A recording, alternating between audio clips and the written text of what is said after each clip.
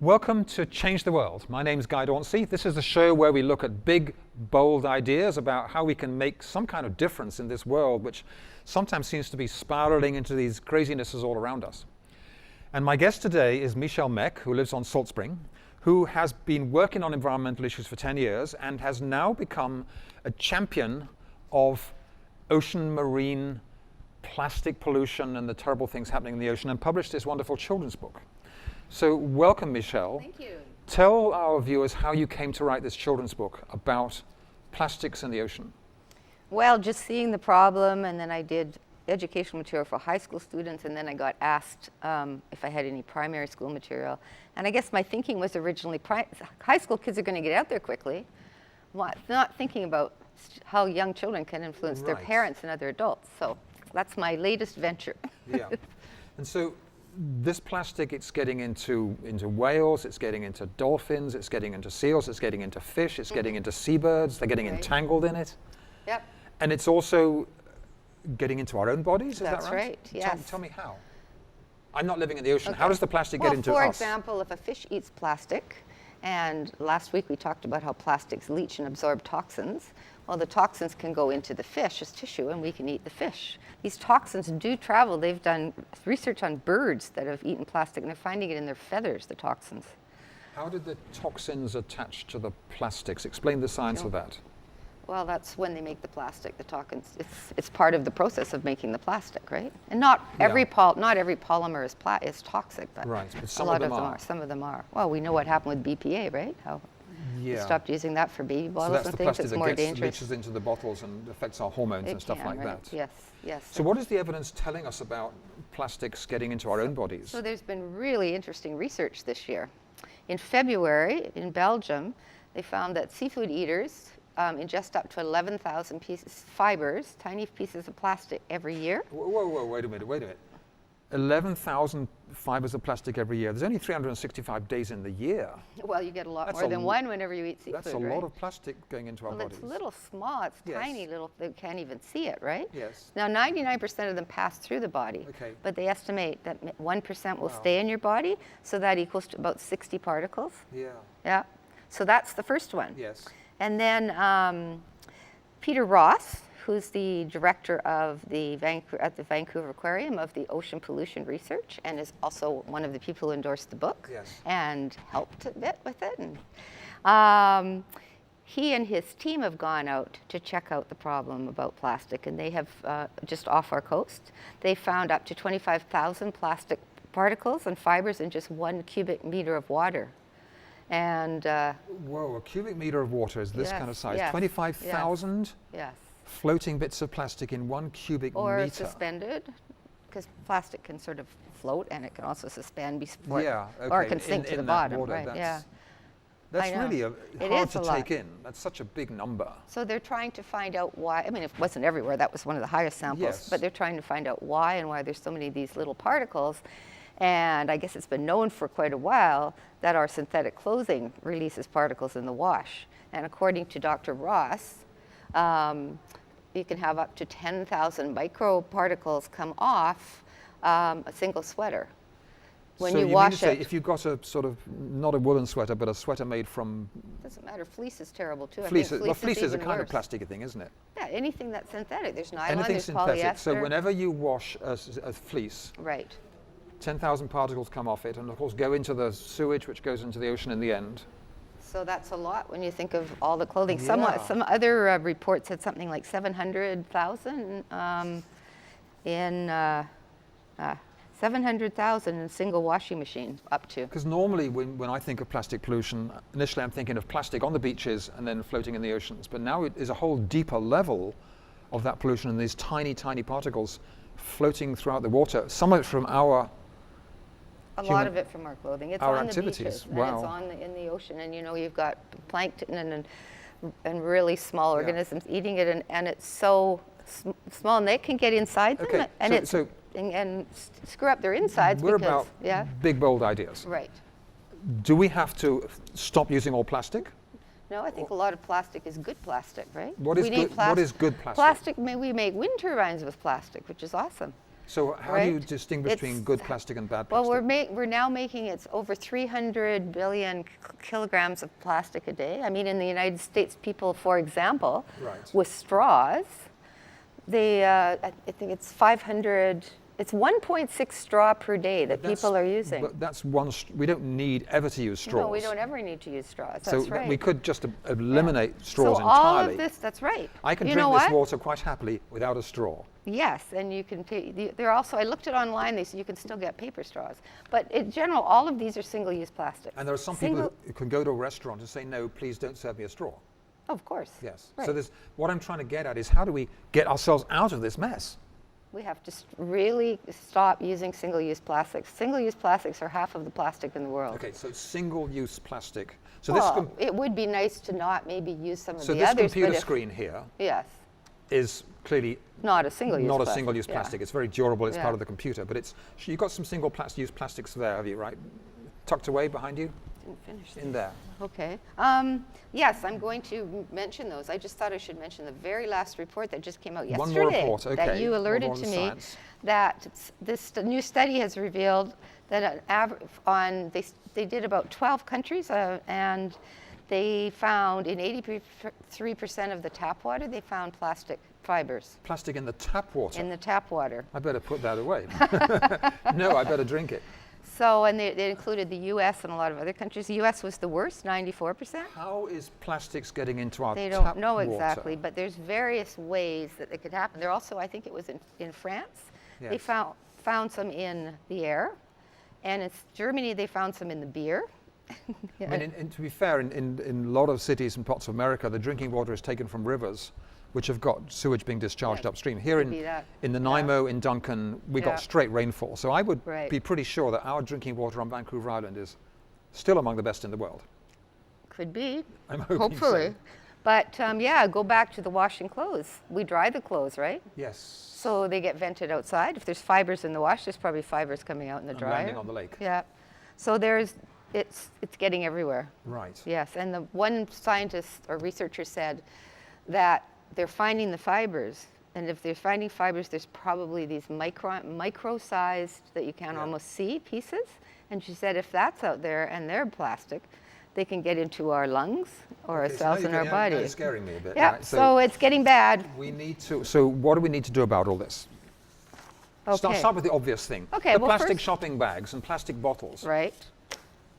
Okay. Well, we're going to go to this next then. I mean, plastic shopping bags. Well, okay, I'm just going to very quickly, because we're going to go to this, but I just want to say how hard it is for the consumer. Yeah. Because there's biodegradable, there's compostable, there's degradable out there. Okay. And you don't know what you're getting, right? Right. And truly biodegradable plastic, there's actually an ASTM standard for that, is not in wide use. And it's not regulated. Right. So you see a lot of products, and it's usually plant-based, right? You see a lot of products that say they are and they actually aren't. So there's this whole thing that's come up over the past years where you see oxy-biodegradable and just biodegradable. But if you have a cloth bag, you don't need to think about that. You just have a cloth bag you take with you. What do I put my groceries in when I'm buying things that I can't throw loose in my grocery bag? Like what? Let's see. Most things you can, and they want to rewrap the meat and stuff like that, but they don't need to. No, but... And you could have small cloth bags. I mean, I know you can't you can, but let's talk about why these are bad and why it's confusing for the customer. Right. So you see this, and what do you see? This isn't the regular shopping bag. This is something that the food is put in. It says biodegradable. This is what is being used on Vancouver Island in a lot of the produce stores, okay? It's saying earth-friendly, biodegradable. Yeah.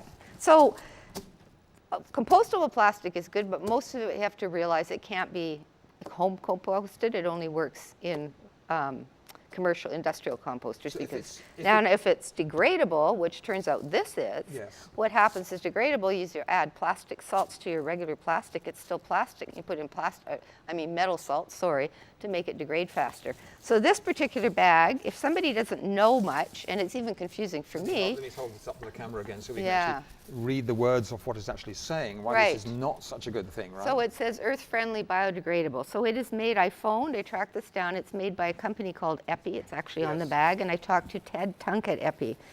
And he says that these are usually made out of low-density polyethylene. So, and he said they'll only degrade in landfills. They'll not degrade in the water, okay? And it still takes them 1 to 3 years to get to 60 to 70% degraded. He says that the polymers they use are not toxic. So I asked him, didn't he feel bad that people would think this is degradable? And he says, oh, we make the bags, we don't do the writing. It's the manufacturers that do the writing, and the writing might be toxic. So, and I can't, if I wanted to trace this down, I don't even know who the manufacturer is. So really, I mean, the cloth bag, the more cloth bags we use, that the more the better, the better, yes. And the more permanent metal water bottles we use. Let me drag that water bottle out, just as another example of the, these things, we don't ever need to use plastic water bottles. Nope. Let's show this properly. I mean, if you don't like metal. There's your choice.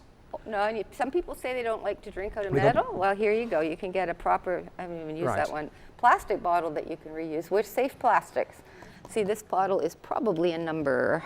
But that's a solid, safe plastic to use. It's a solid, safe plastic to use. There are certain numbers that are safe, and I can't even see the number on there. So this is taboo. This is ridiculous that we even exist. Yes. What is wrong So let's dramatically get it out of here. That's right. Let's get it out of here. That's gone, right? Yes. We're only having reusable bottles, no more plastic bottles, right? Yeah.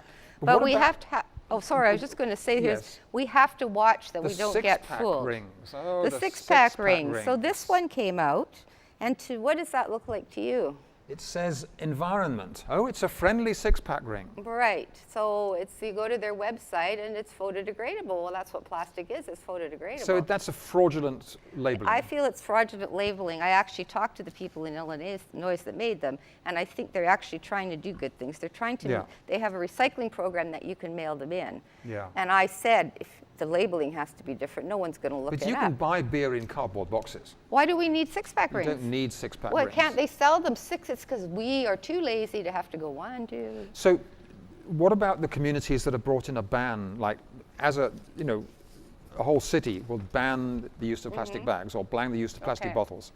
Are the good? A long list, and I won't read them all. So what are the best examples? Okay, there's more than 40 countries. Denmark was the first in 1994. A lot of the other ones came along. There's a bunch in the United States. San Francisco was the first in California. Hawaii and Canada. Leaf Rapids, Manitoba was the first one back in 2007. So how successful has Denmark been? They banned it in the whole country? Dropped by 60%. So there's different things. They banned them totally. Yes. Oh, actually, they became the first country to charge, okay? Right. Or they charge for the bags, or they tax for the bags. Yes. Right? Okay. So there's all these different things.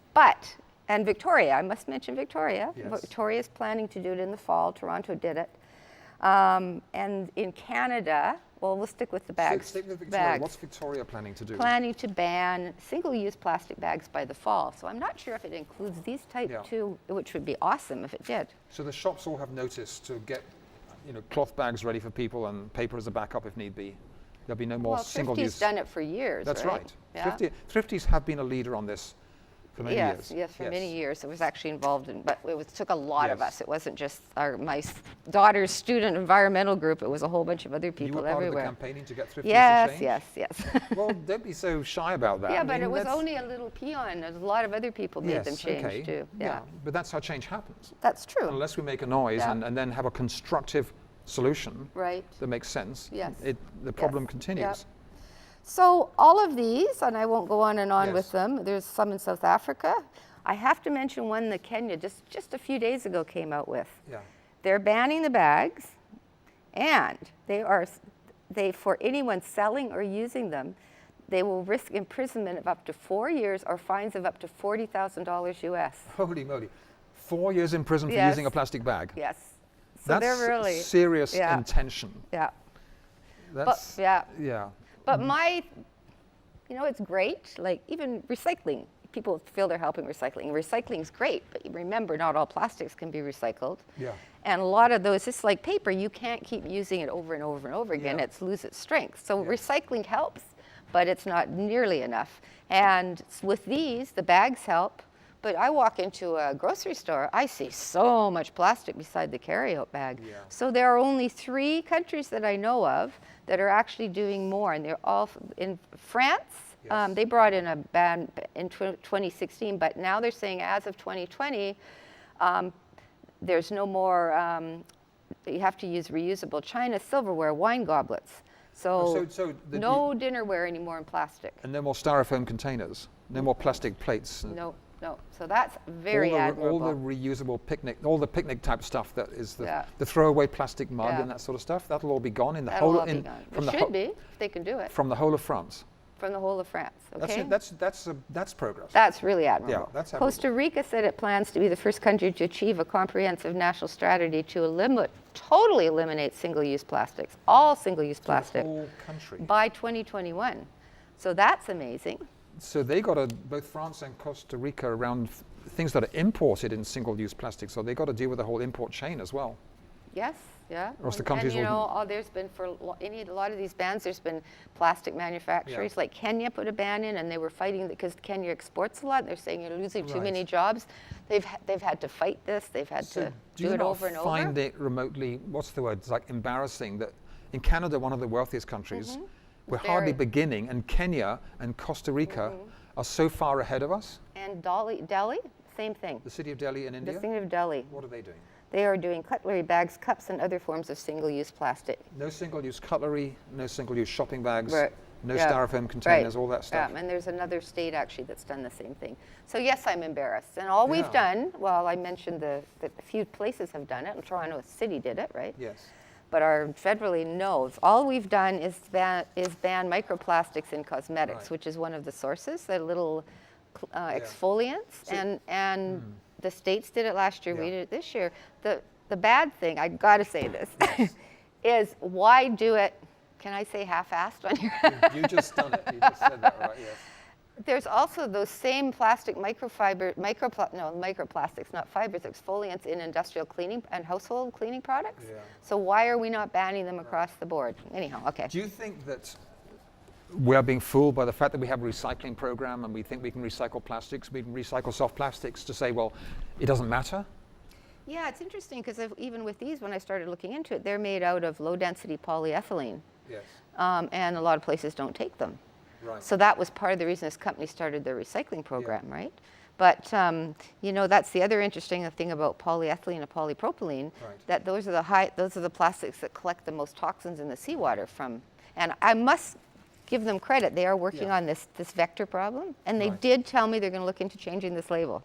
So one of the bits of science that came out recently was that in the oceans, if we carry on at the moment, both with overfishing and putting more plastic in, by the year 2050, which is only, 33 years away, there'll be more weight of plastic in the world's oceans than there is of fish.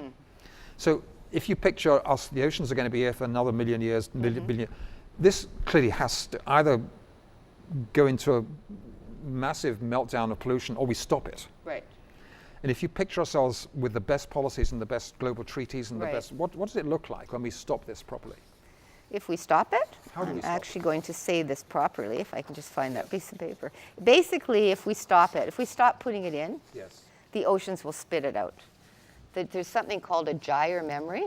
Yes. And I can't remember the time, but anyhow, every couple of certain cycles or whatever, it'll spit it out. So if we stop, spit it out to where? Spit it out. So it'll either go and get into another gyre, or it'll go up on beaches. And eventually, if we did this long enough, so much would come onto the beaches. That's the floating stuff, not the sunk stuff. Yes. We could clean it up.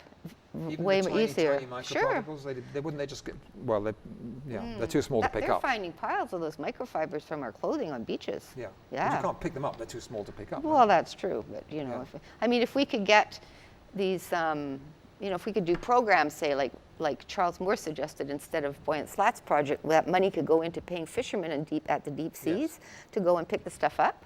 We'd be really far ahead. This to two previous global crises, the ozone crisis caused by the chlorofluorochemicals. We had a treaty on that. It is being effective, it's much slower than needed, and so we succeeded on that. We have treaties on the climate crisis, which we're not succeeding on. If we had a global treaty on plastics, what would it look like and how could it work? Do countries sign on to it to ban? What do they do? What does it look like? Well, there is actually in the UN in February, they had like 192 countries. A big conference. They've had a study going on, committee studying this and making recommendations.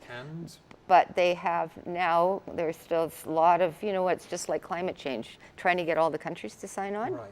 So they are going to start protecting the deep seas as regards to plastic pollution, climate change, overfishing.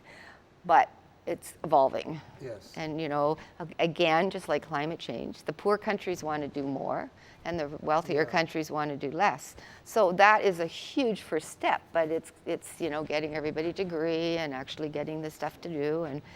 But it's something. Right. And then basically, one of the people that corresponded with me on the book was Max Lieberon. She's a professor at the Memorial University in Newfoundland. Yes. And she gave me a real social sciences perspective, right? Yes. So you get this, we got to do big things versus the other side, which, a lot of the marine organizations do. Yes. The individual actions, if we stop the demand, it's going to help. And I think they're both right. They're so both in the needed. book, I've tried to meld it together. But I think in my heart of hearts that we do have to do big things. Right. Or we're not going to. Like, we have to get companies like Coca-Cola and Pepsi. You go to Mexico, so many people drink Coke. Yes. So it's bad diabetes-wise. Plastic bottles. Yeah, and plastic bottles. That shouldn't be allowed unless they contribute to doing something about recycling in that country or doing something about, there's no bottle deposit systems there. They should have to do something. So in Germany, they have a program called product stewardship, where basically whenever you buy something, buy anything, there's a small fee on this, and you pay in advance, which is then used for the recycling system. So with metals, you got, the plastic goes into one bin, the metals into another, and you're paying in advance for that to be put back into the materials chain and never go into the waste stream. Is that what just is? It's just There are so many solutions and there's so many problems. Countries like China and Taiwan and the Philippines and Indonesia. There again, I'm just going to say one more thing that would be really easy for Mexico to do is, in Mexico, to do for Coke or Pepsi or whoever to do, you get 4 times more for recycling aluminum. So you don't see hardly any aluminum on. Right. So if the government were subsidized and plastic was the same price as aluminum, right. Now that's a really simple fix for a big company to go in there and do it. So when you ask about these countries, yes, China's the worst, Indonesia's the second worst, right? But you can't blame them totally. It's like climate change. Yeah. Got companies producing it here and shipping it over there, not taking responsibility for it. So it's not fair to say we're wonderful and they're the ones that are screwing it all up. I wasn't implying that, but we've had longer to develop recycling programs, and they've suddenly got this very rapid growth happening with all these plastic. Everything is plastic these days, right? Yeah, and unfortunately with developing countries, they put solid waste management fairly low on the list for things to do. Yes, toss it in the ocean. Well, do you know the story of Victoria's garbage recycling? Yeah. We got about 5 minutes left. Yeah. Back in until 1908, Victoria took its garbage and it dumped it at low tide. Yes. And then in 1920s they said that's not very good, so they put it in a barge and dumped it a kilometer offshore. Then in 1950 they said that's not very good. We'll dig a hole and bury it in the ground. And we're still buried in the ground, but at least we now have this idea of zero waste. Yes. That we have zero waste from our behaviors, which has to be the next billion years of our behavior. But we've evolved from being just throw it away. Well, that's scary too. I think we have a whole generation out there, and especially in these other countries where there's so much plastic around, they've never seen it any other way. So when I look at that landscape and say, oh my God, it looks so messy with all that plastic, it used to be so beautiful. Do they even see that? I don't know. It's normal to them. They've never known what it's like. So what they're in the back of the book. So this is just one reminder. The book that Michelle's written is one of her. Move these things out the way. Yeah, we don't really need them there, do we? Ocean Champions. It's for children of all ages, really. Elementary school age, but really, I've had many adults read it and say they learned a lot. So it's a great coffee table book when you have friends over. So if parents are buying this for children, up to what age? 10, 12, or something like that? Yeah, grade 5. Okay. And then as a discussion thing. Not 12, I think 12 maybe. And as a discussion among ourselves, right? Ourselves, right. And as birthday presents, Christmas presents. Yeah, some grandma bought 12 off me. There you go. She said, I'm buying them for my grandchildren to give at birthday parties as presents. Perfect. Yeah. And your website is oceanchampions.ca. Yes, and in the back of the book, yes.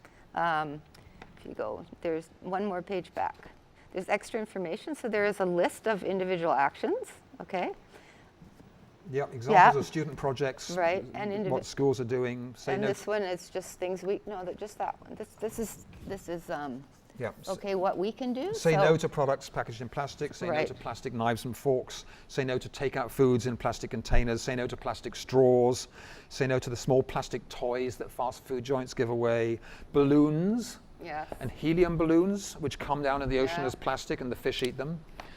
There's a whole bunch there, and on the website, I still have a lot more to add, but the website is kind of a continuation of that. Yeah. So I just wanted to keep that to one page, you know, but there's really neat things you can do. One I got from Five Gyres Institute, which is take something that was packaged in plastic, put it in a bag and mail it to the manufacturer and ask them to do better. Michelle, the fish and the dolphins and the whales aren't here to thank you. Okay. But picture, this is a flipper. Thanking you.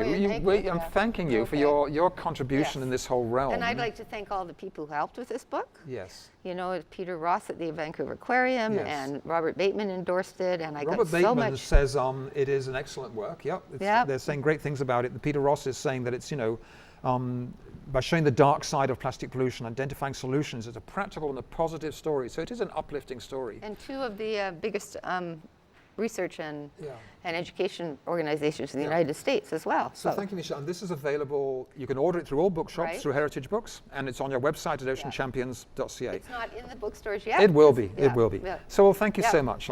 So this has been the show Change the World. Today dealing with plastics. My name is Guy Dauncey. This is one of my contributions, a little book called Journey to the Future, A Better World is Possible, set in Vancouver in the year 2032, and all of these visionary ideas are put together in a novel for us to imagine. Because if we don't imagine a better future and build our hopes around a better future, it's easy to get caught in cynicism and despair and hopelessness. But actually, it's doing things to make a difference in the world that actually also brings happiness. Just like in the book. Makes us good. All the things we can do. So thank you for watching. Tune in next week for more great inspirational stuff like this, and we'll carry on making a difference.